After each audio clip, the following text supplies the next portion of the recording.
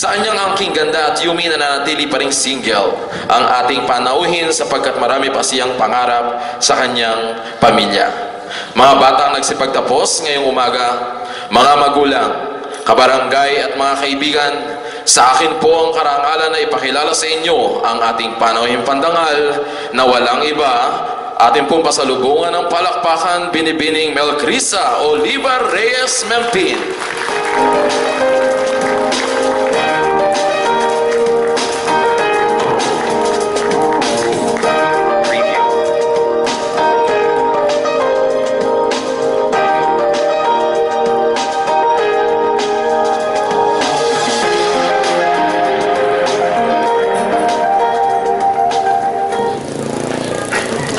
Maraming salamat, Ginoong Edelson de los Santos. Nung maaniyahan po akong magsalita sa araw ng pagtatapos na ito, ang una ko pong naisip ay, bakit kaya ako ang kanilang napili? Ngunit, sa dami po ng tanong na nasa aking isipan, ay nais ko pong ipabatid sa inyong lahat na ako po'y lubos na nagagalak sa pagkakataong ito. Isang pribilehiyo pong maituturing ang tumayo sa inyong harapan. Sa ating mga mag-aaral na magsisipagtapos, butihing guro, punong guro, taga-Masid Pampurok, at ating Municipal Administrator, Mr. Manny Padilla, at butihing Barangay Captain, Richard Reyes, at mga kasamahang konsehal, PTA officers, at mga minamahal kong magulang. Kabarangay, isang mapagpalang umaga po sa inyong lahat. Ang pagtatapos ay isang parangal na ibinibigay para sa mga mag-aaral na maluwalhating nakatapos ng pag-aaral at nakatanggap ng diploma. Ito ang pagpapatunay ng kanilang napagtagumpayan sa loob ng mga taon ng pagsisikap. Isa sa mga bagay na nakahihikayat sa pagpupursigi ng mga mag-aaral ang araw ng kanilang graduation day. Naalala ko tuloy noon, minsan sinabi ko sa sarili ko habang nakikinig ako sa aming guest speaker noong elementary, sana paglaki ko, maging katulad niya ako. Gusto ko ring maabot ang aking mga pangarap at gusto ko ring balang araw maipagmalaki ako ng aking mga magulang. Inspirasyon ko po ang aking pamilya. Maaaring karamihan sa inyo ay narinig na ang kahulugan ng salitang pamilya. Ang pamilya ay tinaguri ang pinakamaliit na sangay ng lipunan na kinabibilangan ng ama, ina, mga anak, lolo at lola. Sa loob ng isang pamilya, maaaring mabuo ang pamahalaan o gobyerno. Ang mga magulang ang pamahalaan at ang mga anak naman ang mamamayan.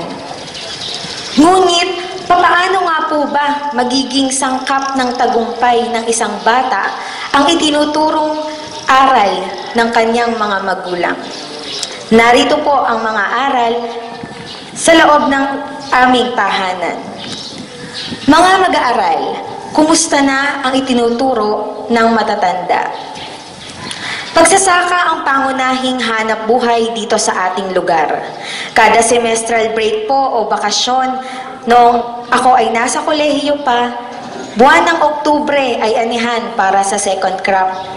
Sumasama po ako sa tatay ko, tauhan siya ng treasure, samantalang ako, bit-bit ang basket ng halo-halo, nagtitinda. Gusto ko nang umuwi sapagkat sabik akong makita ang aking mga kaibigan. Ngunit ang sabi ng tatay ko, kapag walang tiyaga, walang nilaga. Noong hapong ding iyon, umuwi akong hindi magkandabit-bit sa 5 salok ng palay, bayad sa tindang halo-halo. Mahilig magluto ang nanay ko at mahilig naman akong magtinda. Kung minsan sa loob ng classroom nagtitinda ako ng pulburon, yema, o kaya naman ay tinapay. Kapag naman malapit na ang undas, bitbit ko ang iba't ibang kulay at hugis ng kandila. Inilalako ko sa buong barangay. Minsan, hinahabol ng aso, inaabutan ng ulan, o kung minsan, hindi maiwasang mabarat. Pag uwi ko ng bahay, binibilang namin ng nanay ko ang lahat ng aking napagbilhan. Noong minsan, sobra ng 20 pesos. Ipinasauli dahil huwag daw kumuha ng hindi kanya. Ano pong ibig kong sabihin? Magturo sa pamamagitan ng halimbawa. Sa loob po ng bahay ay tinuturuan ang mga anak na maging magalang. Nagsisimula po ito sa mga salitang po at opo. Ngunit kung minsan, mismong si nanay o si tatay ang nakikipagbangayan o kaya naman ay nakikipagsagutan sa loob ng bahay o sa kapitbahay. Ang pakikipag-usap po ng mahinahon ay hindi nakapagpapababa ng ating sarili kahit pasabihing nagkamali ang iyong kausap. Sa kakayahang magtimpi na ipapakita ng isang tao kung papaano niya inirerespeto ang kanyang kapwa. Pagiging tapat, katulad ng pagsasauli ng mga bagay na hiniram, pag-amin sa pagkakamali, at kahit maging hindi pagsingit sa pila. Aakalain nating simpleng bagay, ngunit ang maling gawa ay nagiging tama sa mata ng mga bata, lalong-lalo na kung ang mga gumagawa ay matatanda. Ang sabi nga po sa Biblia, turuan mo ang bata sa daan na dapat niyang lakaran at pagka tumandaman siya ay hindi niya ito hihiwalayan. Pagiging matipid. August 2009 po, una ko pong nakamit ang aking unang sahod mula sa pagtatrabaho. Tuwang-tuwa po ako kasi first time ko pong makatanggap ng ganong halaga sa pamamagitan ng isang summer job. Nakalagay sa envelope, malulutong. At minsan inaamoy-amoy ko pa kasi ang bango, kasi bago. Ang una ko pong ginawa, itinabi ko po yung pang-offering ko sa church, nagtira lang po ako ng konti para sa akin, at yung mga natitira po, ibinigay ko na po sa aking magulang. Bakas na bakas ko po, kitang-kita ko po yung tuwa sa kanilang mga mukha. Mga minamahal kong magulang, alam ko po napakahirap magkaroon ng isang bilmoko kid. Yung kahit na kung ano ang makita ay ipinabibili.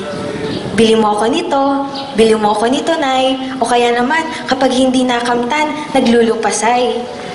Sa murang edad po ng mga bata ay meron ng cellphone o kaya naman ay tablet o iPad kung sinaswerte.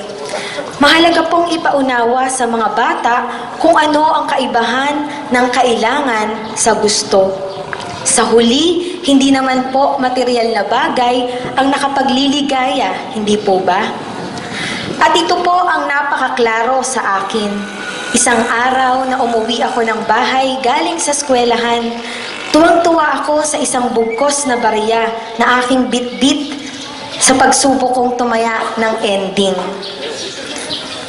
Nanalo ang tinayaan kong numero, ngunit sabi ng nanay ko, wala raw pong umaasenso sa sugal o huwego.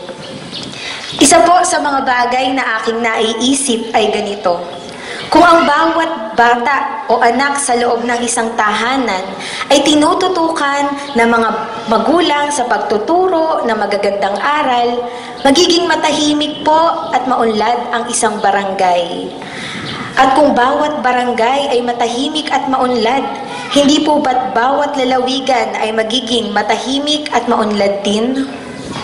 At kung bawat lalawigan ay ganito, hindi po kayang posibleng maging matahimik at maunlad ang ating bansa? Mga minamahal kong mag-aaral, ramdam ko ang inyong pinagdaanan. Hindi ako naiiba sa inyo, nung katulad ninyo lamang din ako.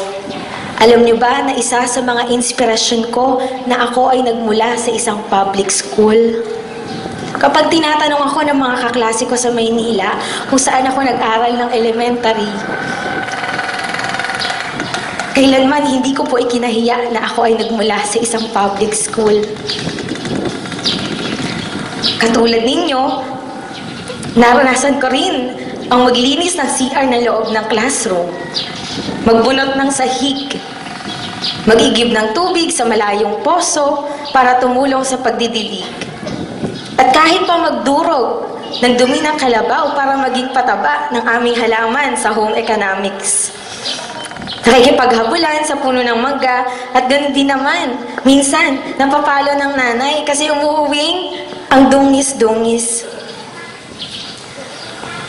Minsan siguro sinasabi ng iba sa inyo na sana nasa private school na lang ako.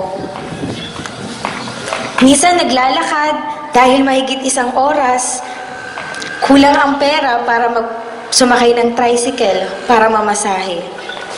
Lahat ng iyon ay ginawa ko ng may saya, walang reklamo. Kung minsan, naiisip siguro ng iba sa inyo na siguro kung nasa private school lamang ako, hindi sana kami magkahati ng libro ng kaklase ko. Maganda sana yung mga desk namin at higit sa lahat, hindi sana mainit ang aming classroom kasi maraming electric fan o aircon. Hindi sana utos ng utos si sir o si ma'am kasi meron kaming janitor o tagapaglinis.